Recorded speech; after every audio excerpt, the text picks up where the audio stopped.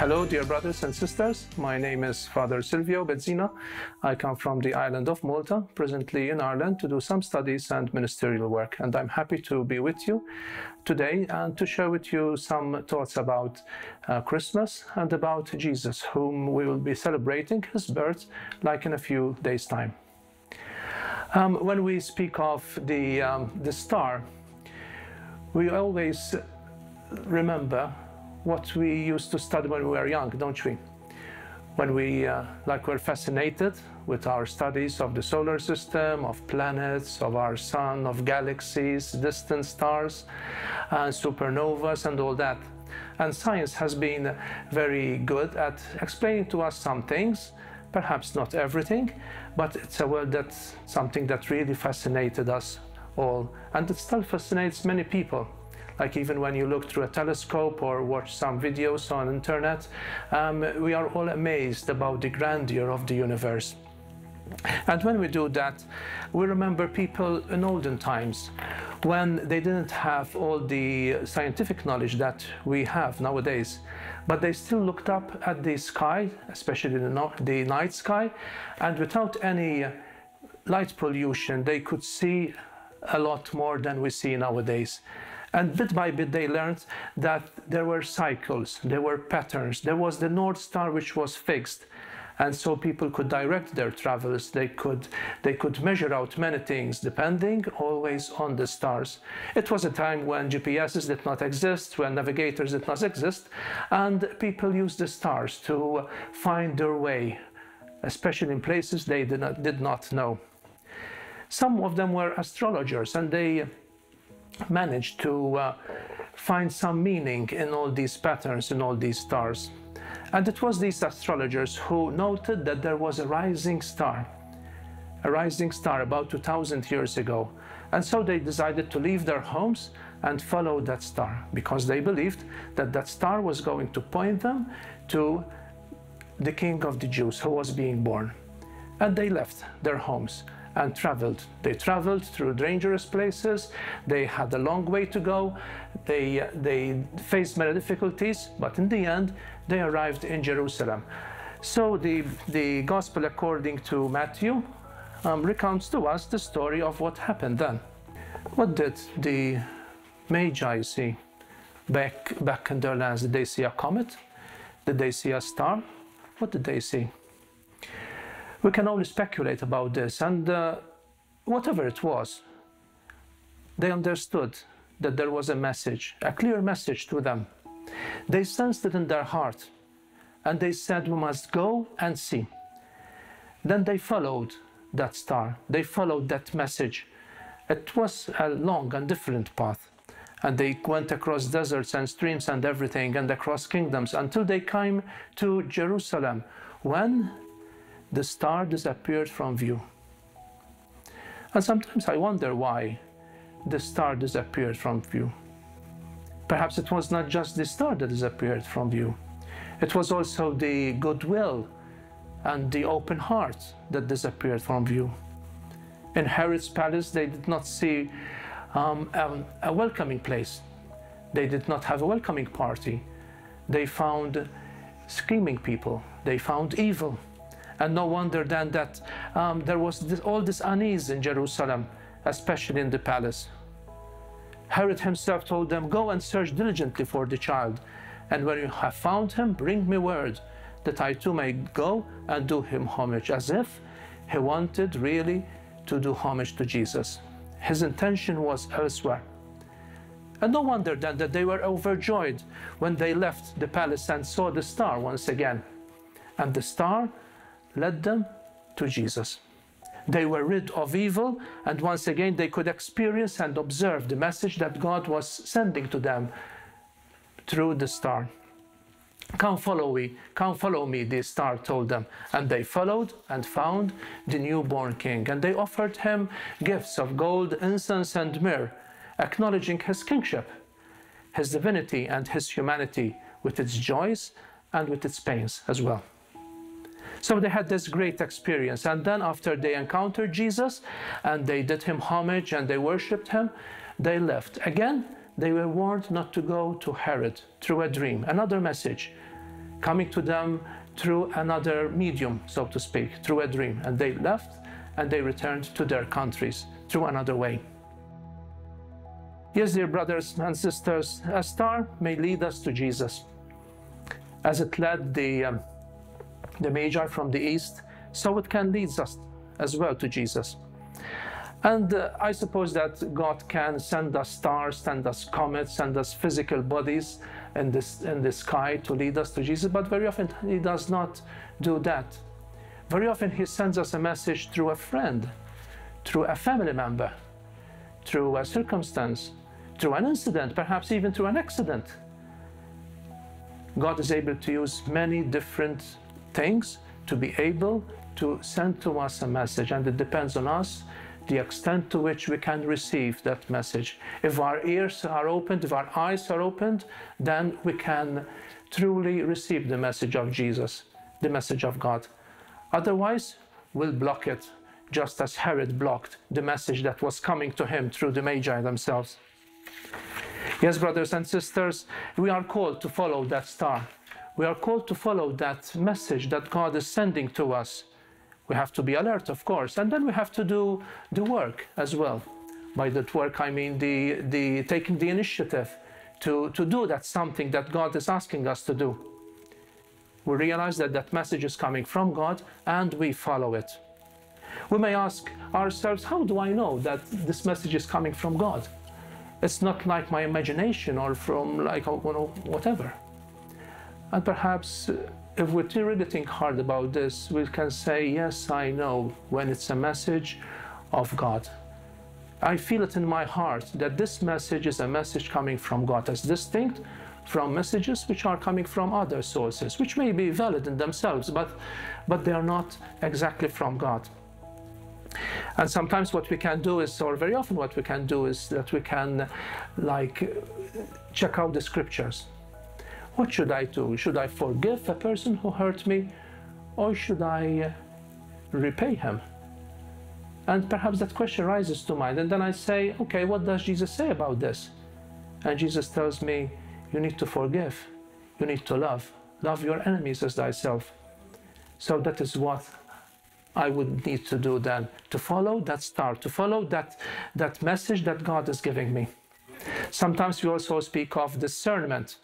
Discernment, perhaps it's a little bit more difficult and one would need some more training there, and Saint Ignatius speaks to us of discernment, but perhaps that's another matter. That's not for today. Thus we need to acknowledge Jesus as He is our star. We need to see Him, we need to follow Him. And it is Jesus Himself who invites us to do this. Like when He's speaking to the people, when He's teaching, and this rich man comes forward and says to Him, "Good Master, what must I do to inherit eternal life?" And they had that discussion, and in the end, Jesus knew that this man could follow Him, and He invites him, "Come, follow me. Go, go get rid of your possessions, give everything to the poor, and come and follow me." Unfortunately, that man decided not to do so because he had a lot of wealth. "Come to me," He says to us, "all you who are heavy laden, and I will give you rest." "Do not be afraid," He said to Peter. When Peter said, "Lord, may I come to you on the waters, on the troubled waters?" And Jesus said, "Yes, come, come." And Peter, full of courage, got off the boat. At one point he was going to drown because he was afraid. But Jesus tells him, "Do not be afraid. Have faith in me." And perhaps that's the one important thing that we must have as we follow Jesus, to have faith in Him, faith in His message, faith that whatever He's asking us to do, whatever He's asking us to follow in our lives is the good message, it's the right message. Jesus leads us to the Father. And that's the function of the star after all, no? We remember Philip asking Jesus and telling Him, "Master, show us the Father." And Jesus tells him, "If you have seen me, you have seen the Father. All you need to do is to believe and follow me. That I am the way, the truth, and the life." Unfortunately, there are many dangers around us. And as we don't see the stars at night because of the light pollution through cars, homes, factories, etc., so sometimes we do not see the message of Jesus because there are so many other stars shining. They may be dim stars, they may be strong stars, but they do not allow us to see clearly the star who is Jesus. And thus we need to be very careful. Other lights may give us a false sense of security when it comes in the area of faith. But we need to believe that it is really Jesus who is the true star of our life. I was discussing this issue with some of my friends, and I asked them what comes to mind when we speak of Jesus as being the star. And they said to me, yes, Jesus is the star. He's the star of the show, after all. The star of the show. Is Jesus a showman? Well, not exactly, is he? Not exactly. But we do admire our stars on TV and in the cinema, no? And in our sports fields and in our ice skating rinks and wherever. We admire people who are able to have talent, and they are able to do magnificent movements, and that they have great skills, which most of us would not even dream of having. But is Jesus one of those? Well, not exactly. We may admire these people, we may have great confidence in them. Nowadays we call them celebrities rather than stars. But the true star is Jesus. Jesus, who would be, therefore, the greatest show. He would be the greatest showman of all. Not because he's a showman like the others, actually he would be the greatest shower, the one who shows. The one who shows many other things.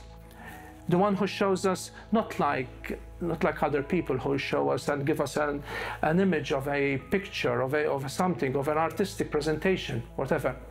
But he's the one who shows us the greatest show.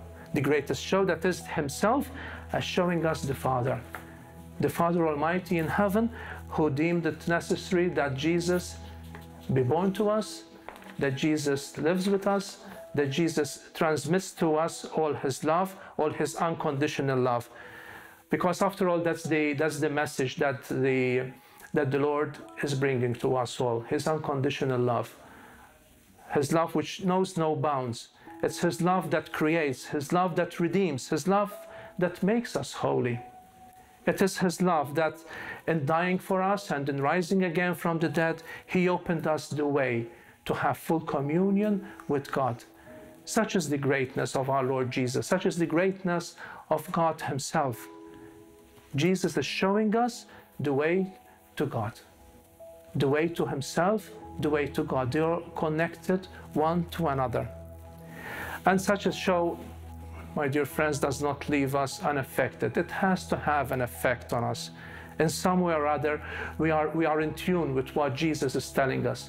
We are in tune with what Jesus is expressing to us in our lives. He himself tells us, I am the way, the truth, and the life. And no one goes to the Father except through me.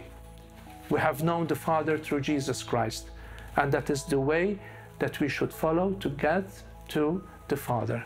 Just like the Magi from the east traveled to Jerusalem following the star, so we follow Jesus Christ and through him get to the Father. Through him be close to our God in heaven. And Jesus shows us many ways we can do this actually. So dear brothers and sisters, we are all called to follow this great star of ours, this Jesus himself. And in that same manner, we are showers to others. We too can become stars for other people. And that's a great responsibility that Jesus himself gives us. That's a great responsibility that he imparts to us, and he invites us to be co-stars with him. Isn't that great? Isn't that great? So when we look at Jesus, what do we see him as imparting to us? What does he actually show us in the things of what we experience every day? And we can have a whole list of these showings of Jesus. Perhaps we can focus on some of them. Like perhaps the first one would be humility and simplicity. We'll be celebrating Christmas in a few days' time. We remember Jesus, who was not born in a palace, We remember Jesus who was not born in a hospital or in a great place, but Jesus who was born in the simplicity of the stable, where his mother and Saint Joseph were with him. Such simplicity, which has to touch our hearts. It's not something that is far way beyond us, but it's something that we can really, really touch and we can really be close to. And that's one of the greatest grandeurs of Jesus Christ, no? His simplicity and his humility. Just as we also remember the time he enters Jerusalem. Jerusalem riding on a donkey. Nothing great, nothing special, just him riding on a donkey and people crying and shouting out, Hosanna. Such is his humility, such is his simplicity. Jesus shows us compassion. Like when he's traveling to Jairus, his friend Jairus, whose daughter is sick, and on the way, this woman comes along and touches his tunic, believing that through touching it, she will be healed. And she was healed. And Jesus stops and tells her, woman, your faith has saved you. Such was his compassion. Such was his compassion to many, many other people. This is just one example. So many other things. His kindness. We all remember that sweet episode when parents were bringing children to Jesus that he may bless them. And the apostles were like sending them away. Leave Jesus alone, leave him in peace. He needs to be quiet. But he tells them, no, let them come. Because it is to these and to those like them that the kingdom of heaven belongs. And he blesses them, and he blesses them, and shows great kindness to them. Jesus also shows us love. How do we love others? He loved others. He loved his mother, his friends, the people he met. He has his own friends like Martha and Mary and Lazarus and the apostles themselves, and he loved them. He was close to them, and he shows us that we need to love those around us. He even loved those people whom he did not know. Like he was traveling again, and he meets this funeral procession, and there was a widow she was crying because her only son had just died. And Jesus raises him up again. Such love for this woman, such love for this kind, as the love he showed also to people who, like Jairus, and to the shepherds themselves when they came to visit him in the stable. Such love. Forgiveness. He shows us how to forgive. When he's forgiving other people because they sinned, because they were far from God, like Zacchaeus, like the adulteress, and he gives them back their dignity as sons and daughters of God. He even was able to forgive those who did not ask for his forgiveness. Rather, they were very adamant in their hatred for him. Forgive them, Father, for they do not know what they are doing. He shows us forgiveness. He shows us a willingness to fulfill the Lord's will, to fulfill God's will, like when in Gethsemane he's saying, Father, if possible, take away this chalice from me. But it is not my will, I will do your will. A willingness to fulfill God's will, a willingness also to be part of our life, like he was a part of the life of many disciples back then in Jerusalem and in the whole country. And the image that comes to our mind is those two disciples walking to Emmaus on the Sunday morning or evening. And Jesus comes up to them, he accompanies them, he explains to them, and in the end he shows himself to them through the breaking of the bread. These are only some examples, my dear friends, and there are many, many more which one can speak of the way Jesus is a star to us, and the way also that we may imitate him, like we follow him and then we imitate him, so that we can be stars to others as well. It's not just our work, it's the work of God himself. And we do well to be able to, if we are able to, in fact, follow him and be stars to others.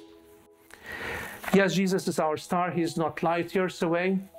He's not far away and beyond, but he is close to us. He is close to our heart. And that is where we should keep Jesus, close to our heart, that we may listen, that we may accept him, that we may in fact follow him and thus emulate him, imitate him, and be stars to other people as well. So, dear brothers and sisters, as we come to Christmas, we will be seeing many stars around. Perhaps because of the weather, we won't be able to see the stars of the night. However, we'll see other decorations, and all these stars hanging around in the streets, in the shops, at church, they remind us of Jesus, who is the star. He is the real star. Let us follow Jesus. Let us do away with all other stuff that will make us get far from Jesus, that may make us depart from Jesus. Let us go to Him, and let us be really people who are following the greatest shower of all, the one who shows us the Father. And in doing so, we may come to know the Father as well. And at the same time, we'll be able to be co-stars with Jesus, to show the Father also, to show Jesus also to those whom we meet. I thank you for listening to this sharing with you, and I hope you enjoy a very joyous Christmas together with your families and friends, and may the star of Jesus Christ shine in your lives. Let us pray together that the Lord may shine His light upon us. Dear Jesus, be the star of our lives. Show us the way to the Father. Help us to be able to acknowledge you as the Lord. Help us to be able to imitate you. And in doing so, we'll be following you and enabling others to follow you as well. For this, we ask your blessing, O Lord, and we believe that you will be blessing us and showing us the way at all times. Wishing you a Merry Christmas and a joyous Christmas to you and to your friends. Thank you.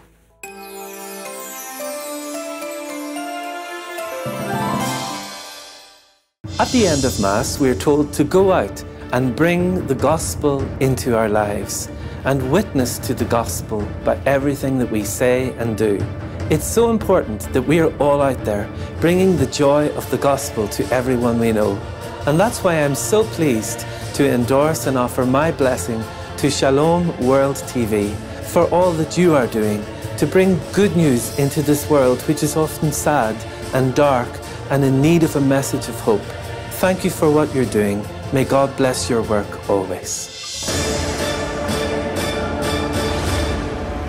Shalom World, God's own channel.